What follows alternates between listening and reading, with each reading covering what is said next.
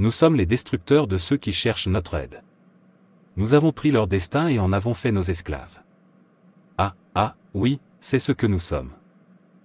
Oh oui, on n'aide jamais personne, sauf s'ils tombent. Pour qu'ils obtiennent ce qu'ils veulent grâce à nous, il faut d'abord les détruire. C'est qui nous sommes. Oui, mes enfants, je vous ai bien placés pour continuer à détruire la jeunesse. Souvenez-vous de notre devise, avant de leur donner ce qu'ils veulent, assurez-vous de les vider et de les détruire définitivement. Ha. C'est pourquoi je t'ai élevé plus haut. Tu n'as pas fini d'habiller Larry? Allons-y, le temps presse. J'ai terminé, je t'attends pour que nous puissions commencer notre voyage avec Dieu. Prions avant de sortir. Mec, tu ne vois pas qu'il est tard? Allons-y, à notre retour, on pourra prier. Ne savez-vous pas qu'il est bon de commencer votre voyage avec Dieu? Proverbe 3, versets 5 et 6 déclare, « Confie-toi en l'Éternel de tout ton cœur, et ne t'appuie pas sur ta sagesse, soumets-lui toutes tes voies, et il aplanira tes sentiers. » Cette vie est un voyage, on ne peut rien faire sans Dieu. Le sage devrait s'appuyer sur Dieu, qui seul peut voir la fin, dès le début du voyage. Ésaïe 46, verset 10, étant l'ancien des jours, il voit au-delà de tout et plus profondément. Il est donc essentiel de lui faire entièrement confiance en cette fin des temps, car les jours sont mauvais et le retour de notre Seigneur est imminent. S'il vous plaît, il est trop tôt pour commencer votre counseling. Je ne dis pas qu'il ne faut pas commencer par Dieu, j'ai juste dit qu'à notre retour, nous pourrons prier. Allons-y, il n'y a pas de temps à perdre. N'oubliez pas que nous allons poursuivre un contrat. Souhaitez-vous qu'il choisisse une autre personne? Nous pourrons prier à notre retour. J'insiste pour que nous prions avant de partir, car il est très important pour un enfant de Dieu de confier son voyage et tout à la main de Dieu afin que Dieu dirige ses pas et nous sauve également du danger à venir. Tu vois, quand tu auras fini de prier, tu pourras venir. Je ferai ma propre prière à mon retour. Je suis en retard. Ok, vas-y, je viendrai plus tard. Comme tu veux. Père Céleste, ton enfant est sur le point de partir pour un contrat. Guide mes pas, suis-moi, enlève tout ce qui n'est pas de toi et ne me laisse pas tomber dans le piège du diable. Au nom de Jésus. Amen. Je ne peux pas risquer cette opportunité pour quoi que ce soit, s'il vous plaît, la prière peut attendre, quand je reviendrai, je prie. Monsieur, je suis là. Êtes-vous monsieur? Félicitations, monsieur Peter. Vous avez gagné, le contrat est à vous. Oh oui, ma précipitation n'est pas vaine. Merci beaucoup, monsieur. J'apprécie et je vous promets de ne jamais décevoir cette entreprise. Commencez simplement à travailler immédiatement. Je le ferai, monsieur. En fait, je commence lundi. Je vous en prie. Alors je prendrai congé. Vous comprenez pourquoi je n'écoute jamais Larry. Si j'avais un peu tardé au nom de la prière, j'aurais perdu ce contrat. Priez, priez, comme si la prière s'enfuyait. Êtes-vous Monsieur Larry? Oui, madame. Oh, Monsieur Larry. Qui, toi? Madame, tout va bien? Monsieur Larry, vous avez bien réussi l'entretien, mais je suis désolé, nous allons devoir prendre quelqu'un d'autre. Adieu. Qu'est-ce qui s'est passé, madame? Ai-je fait quelque chose de mal? J'ai dit, quittez mon bureau immédiatement. Oh non. Qui est ce jeune homme, et pourquoi est-il venu dans mon bureau? Voulait-il me détruire? Je suis si heureuse de ne rien avoir fait avec lui. Mais que s'est-il passé? J'ai fait de mon mieux, espérant qu'il m'accepterait, mais en vain. Que ai-je fait pour mériter ça? Oh non. Néanmoins, dans tout ce qui arrivera, je rendrai gloire à Dieu, il sait ce qui est le mieux. Merci, Jésus. Je sais que cette déception est pour mon bien. Alors finalement j'y suis. Je suis si heureuse que tout se soit déroulé comme je le souhaitais. Larry, mon pote, j'ai eu le contrat et je suis maintenant fait. Je suis heureux pour toi, félicitations. Qu'est-il arrivé à votre propre camp? Avez-vous obtenu le contrat? Non, ils en choisissent un autre. Mais pourquoi, après toutes ces prières, es-tu sûr que ce n'est pas parce que tu as perdu du temps à prier? Ne vous inquiétez pas, une autre opportunité se présentera, qui sait, ce sera peut-être la vôtre. Je prie pour cela et je crois que chaque déception est une bénédiction déguisée, Dieu sait pourquoi il en est ainsi. Je prie pour cela et je crois que chaque déception est une bénédiction déguisée, Dieu sait pourquoi il en est ainsi. Avez-vous oublié que j'ai quelqu'un à contacter? J'ai besoin de connaître sa position envers Dieu, il n'a pas été à la hauteur des choses divines, alors je dois le contacter. Bon, alors, laisse-moi y aller et fêter ça avec ma copine, tu sais que c'est ce dont mon corps a besoin en ce moment. Pourquoi ne pas d'abord remercier DIU? Ne vous inquiétez pas, je donnerai à DIU sa propre gloire plus tard, pour l'instant. J'ai besoin de m'amuser. À bientôt à mon retour. Pierre, auras-tu un jour du temps pour Dieu? As-tu oublié Proverbe 16 verset 3? Recommande tes œuvres au Seigneur et tes projets s'accompliront. Vous qui avez le temps, félicitations. Regardez-le, il n'a pas survécu au problème dans lequel il se trouve, et il parle de suivi. Qui fait ça? Fille, amuse-toi bien, votre homme a réussi. Waouh, je suis tellement heureuse, maintenant on peut s'amuser comme on veut. Vous pouvez le redire, pas plus, pas d'argent. J'adore ça. Frère Colin, pourquoi ne t'approches-tu pas de Dieu? Sais-tu que sans Dieu, nous ne pouvons rien faire? Mon frère, tu ne comprendras pas, j'ai été occupé. Ne vous laissez pas occuper au point d'oublier Dieu. Écoutez, frère, un voyage sans Dieu est vain. Oui, cette vie est un voyage, c'est pourquoi nous avons besoin que Dieu nous accompagne toujours, quoi que nous fassions, ou que nous allions. Car sans Dieu, nous ne sommes rien, notre vie serait vide sans Dieu, nos chemins seraient obscurs. Si nous ne mettons pas Dieu en premier, notre fin sera misérable, si nous ne cheminons pas sans Dieu.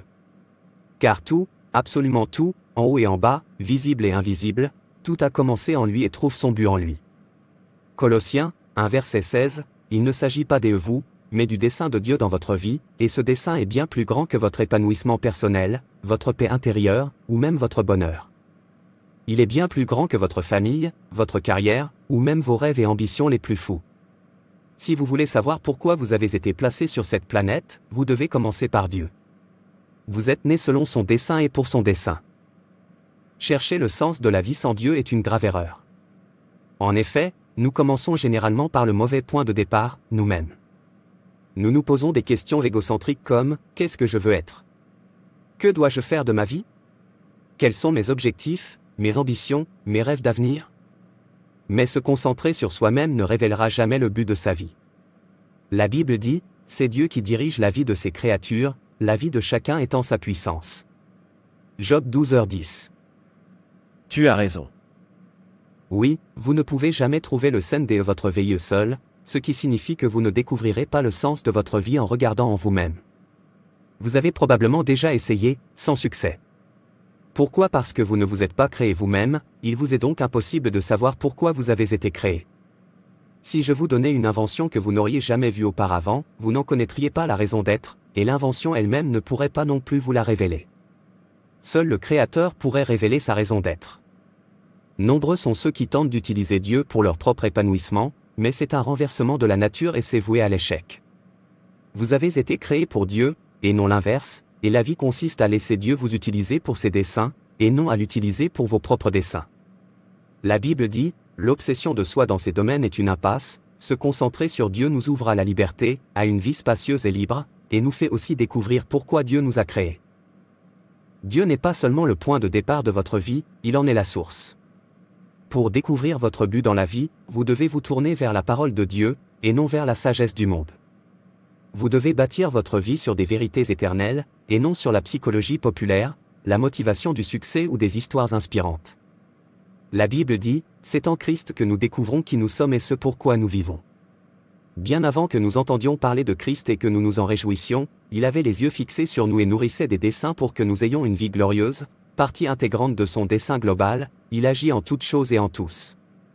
Éphésiens 1, versets 11 à 12. Vous avez raison. Tout être humain qui souhaite réussir sur terre et après cette terre doit commencer sa vie avec Dieu. Ne vous lassez pas de marcher avec Dieu. Ceux qui marchent avec Dieu sur terre ne le regrettent jamais à la fin de leur vie. Alors, mon frère bien-aimé, laissez Dieu vous accompagner toujours dans votre cheminement sur terre. Accordez-lui la priorité, il connaît le chemin mieux que vous. Merci beaucoup, frère. Je comprends maintenant combien il est important de cheminer avec Dieu, puisque la vie est un chemin, nous devons nous laisser accompagner par Dieu pour ne pas nous tromper de chemin. Exactement, merci de votre compréhension. Je vous en prie. Bon, laissez-moi y aller, j'ai une activité à l'église à laquelle participer. Ok, frère, s'il te plaît, prends toujours le temps de me rendre visite, j'apprécie. Pas de problème, je ferai de mon mieux. Waouh, aujourd'hui est le jour le plus heureux de ma vie. Homme, tu es de retour. Oh oui, j'ai apprécié ma journée. Allez, continuons là où je me suis arrêté. Ça me rappelle qu'il y a une activité religieuse aujourd'hui, et c'est bientôt l'heure. Tu n'y vas pas? Larry, tu vas trop loin avec ta divinité. Tu devrais prendre le temps de t'amuser, de profiter de la vie, de voir que la vie n'est qu'une fois, et mieux en profiter. Tu as raison, la vie est courte, et la terre n'est pas notre lieu de résidence. Quel profit y a-t-il alors à s'amuser et à perdre notre raison d'être sur terre? Jésus a dit, il faut que je fasse, pendant qu'il est jour, les œuvres de celui qui m'a envoyé, la nuit vient où personne ne peut travailler. Jean 9, verset 4. Ok, allez-y, priez pour moi.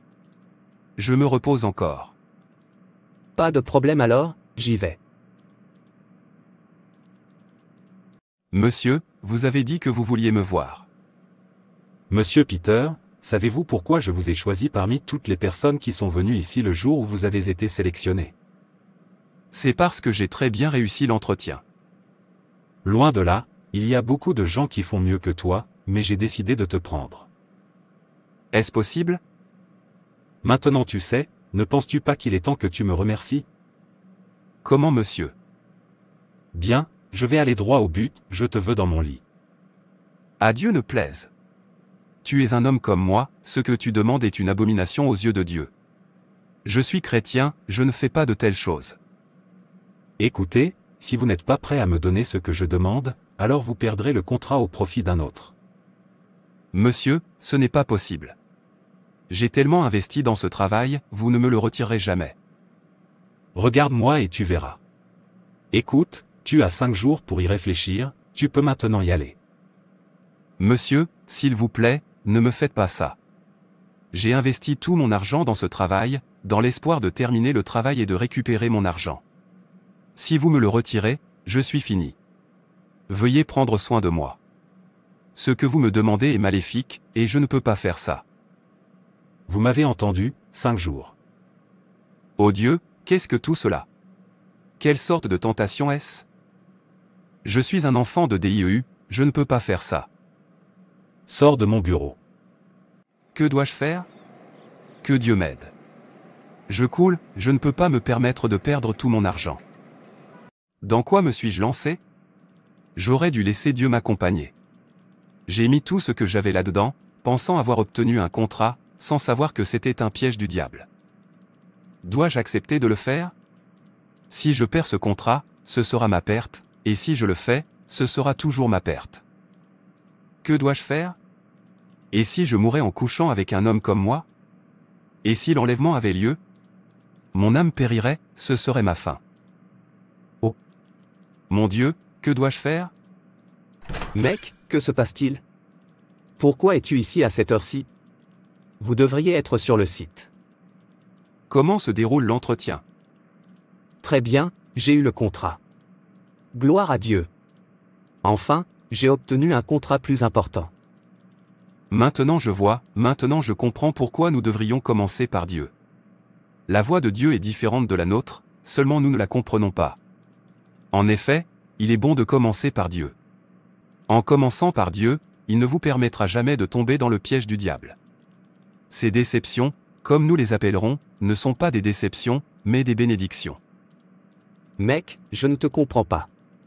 Pourquoi parles-tu par énigme? Tu ne comprendras pas. C'est à travers une relation avec Jésus-Christ que vous découvrez votre identité et votre raison d'être. Dieu pensait à vous bien avant que vous ne pensiez à lui. Son dessein pour votre vie est antérieur à votre conception. Il l'a planifié avant même votre naissance, sans votre participation. Vous pouvez choisir votre carrière, votre conjoint, vos loisirs et bien d'autres aspects de votre vie, mais vous ne pouvez pas choisir votre raison d'être, Dieu a déjà pris cette décision. Le but de votre vie s'inscrit dans un dessein cosmique bien plus vaste que Dieu a conçu pour l'éternité, c'est pourquoi vous devez commencer par Dieu afin de trouver votre raison d'être. Dieu est prêt à s'impliquer pleinement dans votre vie, il vous suffit de lui dire oui. Lorsque vous le ferez, il vous fournira ce dont vous avez besoin pour trouver la voie. Cependant, une fois sur le chemin avec Dieu, sa voie sera parfois véritablement miraculeuse, et parfois elle exigera beaucoup de travail, de croissance et de changement de votre part. Parfois, ce ne sera pas la voie que vous pensiez nécessaire, mais une voie différente et encore meilleure. Mais lorsque Dieu trace une voie, elle est réelle, significative et durable. Comment ce miracle se produit-il ? Que devons-nous faire pour dépasser nos propres capacités et puiser dans la puissance, la sagesse et les ressources de Dieu lui-même ? La Bible promet, et des millions de personnes l'ont découvert, que la puissance et les ressources de Dieu sont accessibles à tous. Elles ne se méritent pas, elles ne peuvent être reçues que comme un don lorsque, avec humilité, nous reconnaissons notre besoin de notre Créateur. Tout au long de la Bible, Dieu répète, « Venez à moi, et je vous donnerai ce dont vous avez besoin. » C'est maintenant à vous de décider comment vous voulez vivre votre vie. Accepterez-vous Jésus aujourd'hui ? Mettrez-vous Dieu en premier dans votre vie dès aujourd'hui ? Dites oui, c'est pour votre bien. Merci d'avoir regardé. Et n'hésitez pas à vous abonner, à aimer et à partager. Que Dieu vous bénisse. Et rappelez-vous, Jésus vous aime vraiment.